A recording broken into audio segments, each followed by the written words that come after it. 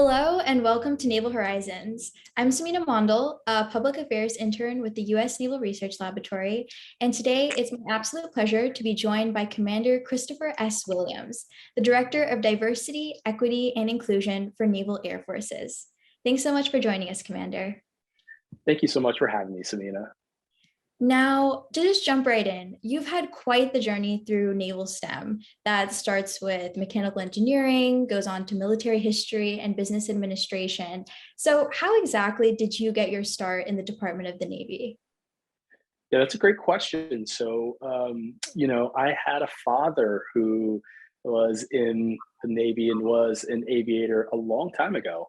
And he kind of gave me a glimpse into what being in the Navy was all about. And that was a really good segue into things that I put on my list of things I did not want to do. And then I had the opportunity to go play college basketball at the United States Naval Academy, and it was an absolute blast. And while I was there, they managed to trick me into getting into STEM. And ever since then, and my whole life has just kind of revolved around science, technology, engineering, and mathematics in ways that I have dreamed largely. But while I was able to play basketball, they were able to give me a 4-year degree in mechanical engineering. And it was learning everything that I didn't know that I wanted to learn in terms of just thermodynamics, like the strength and tensile on a pole vaulting. And I really like to apply those things to real live activities that I could actually see happening. That was a lot of fun for me. So that started my journey and got me initiated into like a STEM environment. And to be quite honest, I don't think I've ever left it. So, as you've been through so many aspects of your career, Commander, how would you describe your professional background that it is today? Yeah, so my professional background is I am a United States Naval fighter pilot. So I am a fighter pilot that flies F-18s, fighter attack F-18s. And it is probably, I would say, I represent a population that is pretty small, probably less than 1%, probably like 0.5% of society that gets to probably fly around and do some of the coolest stuff in the world, and fly some of the coolest Lego pieces and Lego boxes that you could ever kind of think of. And flying the F-18, I started out flying the original F-18, the C model, and then I've flown all the way to the Echo model, which is the Super Hornet, and I've absolutely had a blast. And I have over 450 arrested landings in flight hours. It's a lot of time, as my wife says, just sitting on my butt. So I have had a tremendous amount of time, and professionally, I've been able to see a lot of different parts of the world, from flying in the South China Sea in between the Philippines and China, to off the coast of Australia, to in the Gulf, in Afghanistan. So I've been able to see just how different the flying is and how the world is. And professionally, my academic career has kind of been just a program that's run in the background in terms of I started off as a mechanical engineer, and all that mechanical engineering kind of played tremendous amount of, had a lot of influence on how I looked at and how I viewed both fighting and how I would perform in the aircraft, as far as how I employ it and how it's designed. And the other piece of that was after getting an undergraduate degree in mechanical engineering, I was able to get a graduate degree in business administration. So I got an MBA, which I think in the terms of, I was able to apply my STEM to more of a business model and kind of organize my thoughts and how I looked at how organizations were run and how they put together kind of performance. And I think those two things combined played really well as far as how I look at my job and my role in the Navy. I've been a commanding officer of a strike fighter squadron, F-18 squadron, to being on the joint staff, to being able to design plans for how we employ the military, to working at the aviation headquarters now as the diversity director for Vice Admiral Weitzel. I think all those things really, really played well in how I actually organized my thoughts and how I'd put it down on paper, and then how we'd actually come up with plans for execution. So my professional and academic career have intertwined themselves tremendously, and I think STEM has kind of been the common thread of all of it if you had to pick a common theme. It's incredible, the applications of STEM that you've been through at so many different parts of your career. It's so admirable. I think that naturally goes into our next question, focusing on how you implement STEM in your day-to-day job. So that can be the science and technology that you deal with within your big projects, or maybe even some specifics that you've taken from your course of study. Yeah, that's a great question. And I get asked the question quite a bit. How does STEM kind of apply to aviation? And that's a great question. STEM applies, let's just talk about like a day on the carrier and a typical flight that I go on. So the first thing I do after I leave the brief and I get ready to walk to get dressed and get in my flight equipment is I to go and read the kind of the owner's manual for my aircraft to make sure that all the maintenance has been done and that the aircraft meets the specific metrics and performance metrics that it's ready to fly. And if it isn't, then we have to talk about those things with maintainers that are experts at all these things, from fluid mechanics to hydraulics to actual structures on the airplane. And there's an individual that is a subject matter expert in each one of those, and they speak in a certain language for each system that you have to be able to understand, which is really cool. Then to walk into the airplane fully dressed, you get into the airplane. Well, then there's a weight and balance, the aspect that you have to take into account of how much the aircraft weighs and make sure that it's not too heavy for takeoff, or that it's not too heavy on one side, and then it creates a momentum rolling that is uncontrollable. And then you have to talk about, oh, afterwards, before you even take off from an aircraft carrier, well, you need some help taking off from the aircraft carrier. And they use these steam catapults that shoot you off of the aircraft carrier. Well, one thing's interesting, before they shoot you off of the steam catapult is they need to know how much you weigh. And so that's the other thing, is that we communicate to the ship and tell the ship, well, today, because I'm carrying an extra tank of fuel, I'm going to weigh 47,000 pounds. And so they will dial the steam in order to account for my weight, in order to shoot me off the aircraft, sure that I make the appropriate airspeed so that I can maintain a flyable aircraft. Otherwise, if they shoot me off with too little, not enough steam, then I won't have enough speed off the front end, and then the airplane will stall, right? But if they shoot me off with just enough and with a little bit more, that gives me plenty of airspeed to make it off the front of the deck, and then I clean up the aircraft, pull the landing gear up, and then I fly away. And then as I'm flying away, I get airborne. The first thing I start thinking about is I have a little T-chart on my kneeboard card, which is a card on my knee that I have down there. And that kneeboard card is simply just a calculation of fuel and time, where I have time on one side and fuel. And it's calculated on the fuel burn, because guess what? Even though everything's digital, I want to back up and make sure that in the future that everything I want to do, I'll have enough gas to make it back to the ship, right? So that gas will tell me immediately like how much fuel I have currently. But as an operator, I need to know, will I have enough gas to do all the things I want to do in my mission as I fly out there and fly back?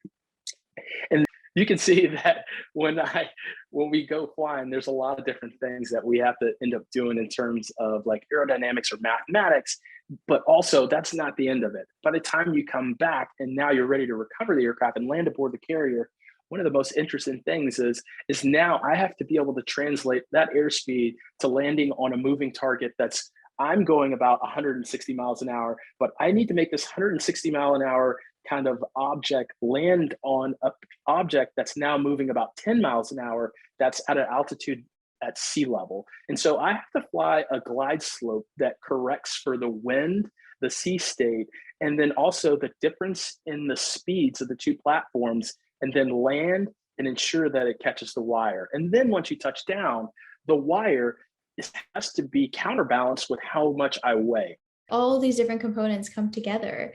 And I guess in a sense, you kind of touched on it, but is there a specific naval relevance or contributions that you feel as you make through your position? I think multiple kind of aspects. I think in terms of a naval aviator, have tremendous impact in terms of just not only the professional sense that we were trained to do the mission, but also talking to kind of young adults on the importance on kind of the STEM and mathematics and how to practically apply that. Because sometimes when we look at STEM in like a theoretical it can seem kind of dry and not applicable to the everyday kind of application. And probably what was probably one of the most interesting applications as I was riding yesterday with my son, I told him, we talked about how you can make slush out of a bottle just by decreasing the pressure and not making it any colder. And he thought that was the coolest thing as I demonstrated. And we cooled the refrigerator down really cool. And we essentially made a subcooled liquid. And then I didn't make it any cooler. And then I took it out of the refrigerator. And then all I did was open the bottle, and the bottle of water turned from a liquid, and it immediately started freezing on the way down as I released the pressure in there. And all we did was just change the pressure. And he thought that was the coolest thing, like it was some David Copperfield or something like that. And it's kind of these cool things that you kind of will read in a book or something like that you apply to real life, and you say like, oh, that really does exist. That make you kind of an ambassador for STEM and let you know how cool it is. So I think of myself more as that, like all the professional training and education they've invested in me is more of an ambassador of STEM and how you actually apply that. It's truly an example for the next generation, as you've seen with your son. There's so many applications of STEM. What would you say is one of your favorite memories or favorite projects that you've been able to work on? I tell you what, one of my favorite activities is just actually going flying and seeing the application of aerodynamics and physics start to work, or if you're able to kind of make something, scratch something out on paper and run through the calculations and then actually make it work. And there's been many, many applications of that, whether we're practicing dropping a bomb or something like that. And then you calculate where it's going to go, and you don't know if it's going to work or not, but you try it, and then it actually does work, or it gets really, really close. That's really kind of cool to kind of see those practical applications, just the trajectory of an object going down to the ground. It's pretty cool to see that stuff work. Or if you notice that, like, hey, you're able to kind of make like a math problem work, where I remember we did a trans-Pacific journey and we did all the fuel calculations for I think it was over 6,000 miles, and we were like, is this really going to work? And it really did work. So it was one of the cool things to see, is that, you know, I think the activity that I have is that it makes it, the activity that I enjoy the most with STEM is that being able to try to change the theory to practical. Amazing. So how do you feel as though your field creates solutions or accomplishes carrying out solutions for naval challenges? Basically, from the aviation headquarters, we do a lot of executing the current problem, but we also like to work in kind of the future, looking at kind of what are some of the future obstructions and challenges that we have. And we're able to do a lot of practice and theory, and then take some of that theory on paper and then apply that to our assets, and then practice that to see where our theory falls short. And usually that's what happens on the first one or two attempts at our solution, is that we will get really, really close to a solution, probably about 75–60% solution. And then we'll try it, and then we realize the gaps that we have, and then we'll come back and then do a little bit of rewickering and of our solution, and then go back and get a higher solution. So we do this iterative approach to kind of current challenges until we can get to future solutions. And I think that's what the aviation headquarters does a great job at, either on the diversity front, in the STEM aspect, or just future challenges. And for our nation, we actually do a really good job of getting at iterative solutions to try to find future solutions. Amazing. Thinking about the research and design, the process is always consistent. That's right. It really is. So thinking and looking forward in terms of aviation and naval STEM, how do you see your division or the work that you do becoming even greater and solving bigger problems that are relevant to the Department of the Navy? Yeah, that's a great question. So one of the challenges I think that is really big is that the challenges that our nation faces I think the common denominator that is going to solve them for the future is that we have to get young individuals who are able to be creative thinkers or critical thinkers, and particularly in STEM aspects, because a lot of challenges that we'll see are are very, I would say, they're either dynamic or they can be complex or wicked problems where it's not going to, a solution is not going to be defined by just an answer that you can pull from a book and then be able to reiterate. What you're going to have to do is be able to take concepts and ideas and be able to apply them. And so one of the big things that we're looking for the future is we're looking for people who want to be challenged and who have a STEM background that are willing to be able to take a pragmatic solution, problem solving mindset to be able to solve some of these problems. So I think even no matter what you're talking about, whether you're talking about trying to solve an economic problem, a military problem, those are many things that you need to take a kind of a logical mindset that you get from a STEM education and academic background to help apply those problems. And it could be anything from conflict resolution to diplomatic resolutions to a lot of things that kind of have STEM kind of running in the background. That's the approach that it kind of takes. Our goal in our office at CNAP is to try to recruit the best of the best, to try to take that challenge and then get after trying to get involved in something like we're doing in order to try to solve a greater good and come up with some future solutions. Wonderful. So, Commander, I want you to think back to your high school self or college self.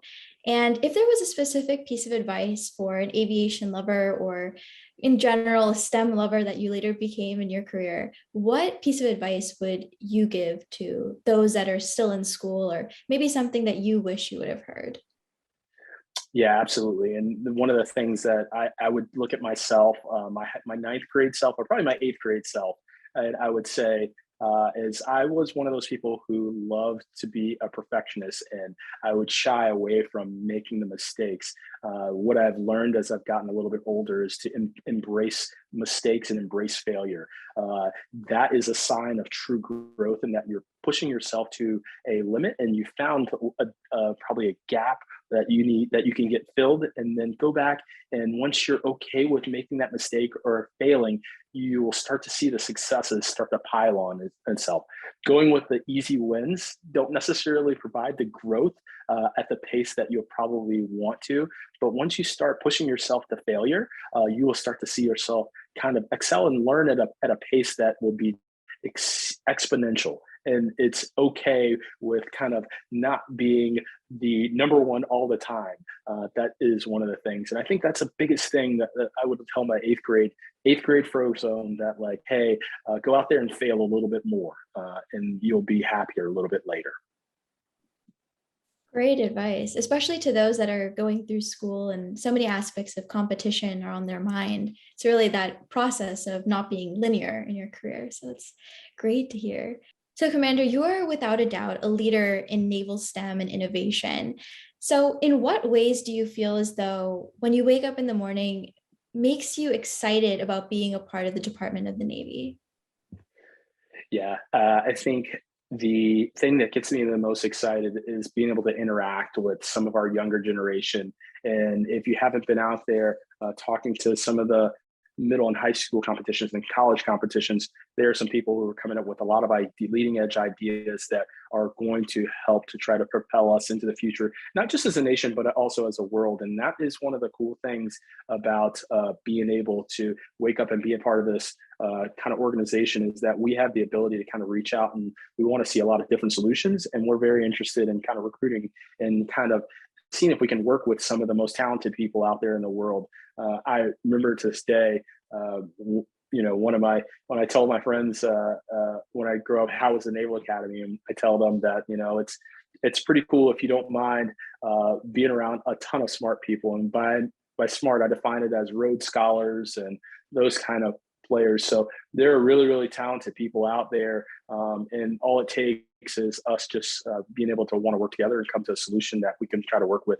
And that's kind of what our organization is about, is we're kind of looking at some of the best of the best out there. And we're looking at them to see if they want to come in and deal with some complex problems and try to lead our nation and just be leaders in general. Fantastic to see how that collaboration and mentorship aspect is within so many careers of the Department of the Navy, and especially with aviation, you've seen that in your career as well.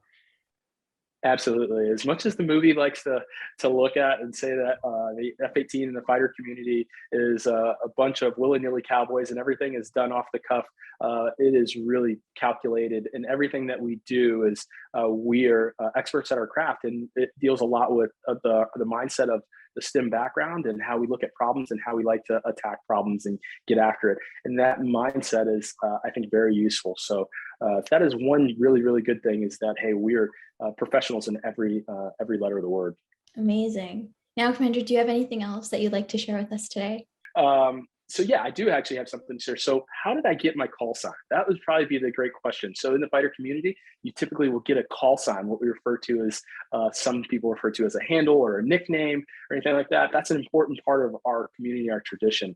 And call signs are near and dear, and you usually get them in your first squadron that you go to. And so my call sign is Frozone, very much from the character from The Incredibles. And I showed up to my squadron in 2005, in my first operational squadron, 2005, flying F-18s.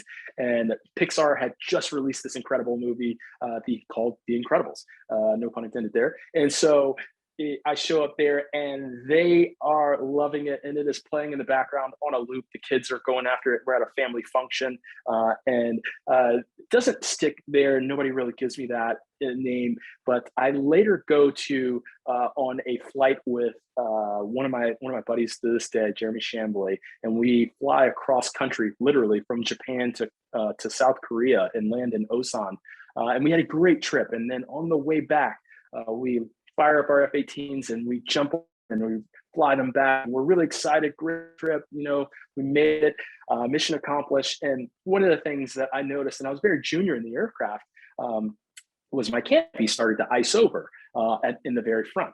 And so, being the very junior, probably not as intelligent as I should be at the time, pilot, I was like, oh, that must be normal because it gets colder as you get higher in the atmosphere. So, like, sure, it should have a little bit of ice. It's like your car when you wake up in the morning and it's outside, it has a little frost on it. That should be good, right? No, that's the wrong answer. It's not supposed to have a little ice on your airplane there at those high atmospheres.